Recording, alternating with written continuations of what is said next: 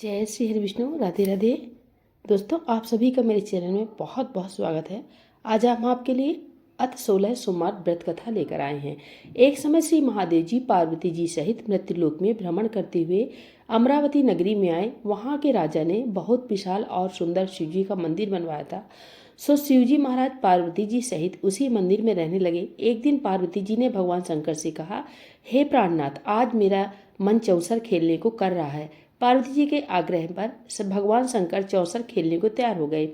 खेल प्रारंभ हो गया। उसी समय मंदिर का पुजारी पूजा करने को आया। तब पार्वती जी ने पूछा कि हे पुजारी जी, बताइए हम दोनों में किसकी जीत होगी। पुजारी जी बोला कि जीत शंकर भगवान की होगी, परंतु इसका उल्टा हुआ, अर्थात जीत माता पार्वती की हुई। तब पार्वती जी ने मिथ्या भाषण के अपराध में पुजारी जी को कोढ़ी होने का श्राप दे दिया। पुजारी जी तत्काल कोढ़ी हो गए। कुछ समय बाद वहां पर कुछ अप्सराएं पूजा करने को आईं और पुजारी जी को कुछ देकर उससे बोली कि हे पुजारी जी, तुम सोमवार का व्रत करो और देवों को देव श्री महादेव जी का विधि पूर्वक पूजन करने से वे निश्चय ही तुम्हारा यह कष्ट दूर करेंगे। यह सुनकर पुजारी जी ने उत्सुकतावश व्रत की विधि पूछी। तब एक अप्सरा ने कहा कि हे पुजारी, जब सोमवार को व्रत करें तब संध्योपासना के उपरांत आधा सेर गेहूं के 3 अंगे बनावे और घी गुड़ दीप नैवेद्य बेल पत्र आदि पूजन सामग्री लेकर प्रदोष काल में शिव जी का विधि पूर्वक पूजन करें।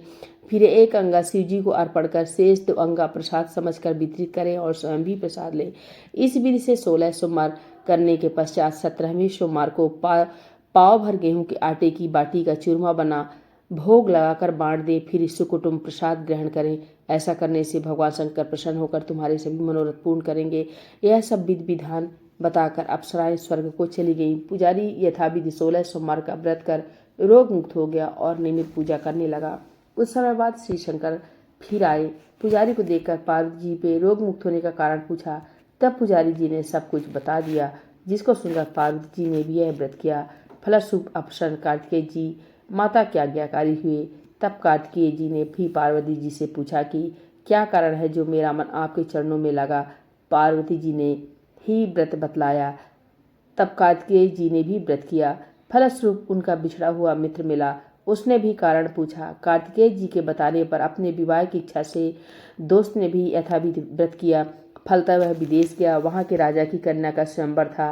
राजा का प्रण था कि हाथनी जिसको जयमाला पहना देगी उसके साथ ही अपनी कन्या का विवाह करूंगा। अतः वह ब्राह्मण भी स्वयंवर देखने की इच्छा से एक ओर जा बैठा। हाथनी ने चारों ओर घूमकर अंत में उसी को माला पहनाई। बड़ी धूमधाम से विवाह संपन्न हुआ। सुंदर कन्या पाकर वह सुखपूर्वक रहने लगा।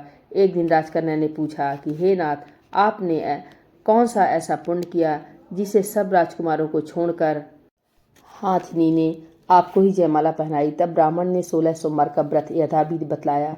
अपने पद से सुनकर राजकन्या ने भी सत्पुत्र प्राप्ति के लिए यह व्रत किया और सर्वगुण संपन्न पुत्र प्राप्त किया। पुत्र ने बड़ा होने पर माता से पूछा कि किस पुण्य के प्रताप से मेरी प्राप्ति आपको हुई।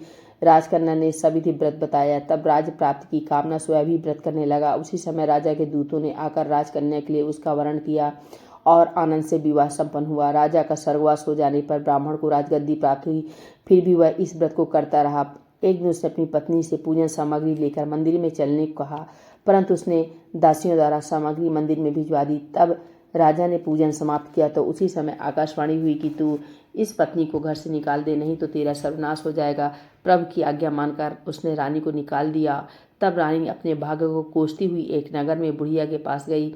बुढ़िया ने दीन दशा देखकर उसके सिर पर सूत की पोटली रख बाजार बेचने को भेजी। भागवश मार्ग में बहुत जोर की आंधी आने से पोटली उड़ गई। बुढ़िया ने फटकार कर उसे भगा दिया। वहां से चलकर तेली के यहाँ पहुंची तो सब माट चटक गए। उसने भी निकाल दी। वह बेचारी प्यास से बेचैन होकर पानी पीने के लिए नदी पर पहुंची तो नदी सूख गई। सरोवर पर पहुंची तो हाथ स्पर्श करते ही जल में कीड़े पड़ गए। उसी जल को पीकर आराम करने के लिए जिस वृक्ष के नीचे जाती वही सूख जाता। वन और सरोवर की यह दशा देख ग्वाले इसे गुसाई के पास ले गए। उसे देखकर गुसाई जी समझ गए कि अबला आपत्ति की मारी हुई है। धैर्य बंधाते हुए उन्होंने कहा, बेटी तू मेरे यहाँ रह, किसी बात की चिंता मत कर। रानी आश्रम में रहने लगी, परंतु वह जिस किसी में हाथ लगाती उसी में कीड़े पड़ जाते। दुखी हो गुसाई जी ने पूछा, बेटी किस देव के अपराध से तेरी यह दशा हुई।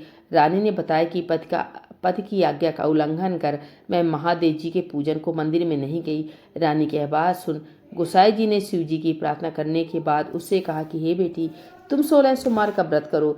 रानी ने विधिपूर्वक व्रत पूर्ण किया। उस व्रत के प्रभाव से राजा को रानी की याद आई और दूतों को उसकी खोज करने भेजा। आश्रम में रानी को देखकर दूतों ने राजा को रानी का पता बताया। राजा ने गोसाई जी से जाकर कहा कि महाराज, यह मेरी पत्नी है। शिव जी के रुष्ट होने से मैंने इसका परित्याग किया था। शिव जी कृपा से मैं इसे लेने आया हूँ। आप इसे मेरे साथ जाने की आज्ञा दीजिए। गोसाई जी ने सहर्ष आज्ञा दे दी। राजा रानी नगर में आए। नगरवासियों ने नगर सजाया, बाजे बजवाए, घर घर मंगलाचार हुए। शिव जी कृपा से प्रति 16 सोमवार का व्रत कर राजा रानी आनंद से रहने लगे और इस लोक में सुख भोग कर अंत में शिवलोक को प्राप्त हुए। इसी प्रकार जो मनुष्य भक्ति युक्त चित्त से विधि पूर्वक 16 सोमवार का व्रत करता है और कथा को पढ़ता है अथवा सुनता है, उसकी सभी मनोकामना पूर्ण होती है और इस लोक में सुख भोग कर अंत में शिवलोक को प्राप्त होता है। सूत जी कहते हैं कि कलिकाल में यह व्रत सर्व कामनाओं को देने वाला है, इसमें तनिक भी संदेह नहीं है। यदि 16 सोमवार व्रत कथा समाप्त। बोलिए भोलेनाथ भगवान की जय, माता गौरी की जय, श्री चिरहोलानाथ स्वामी की जय।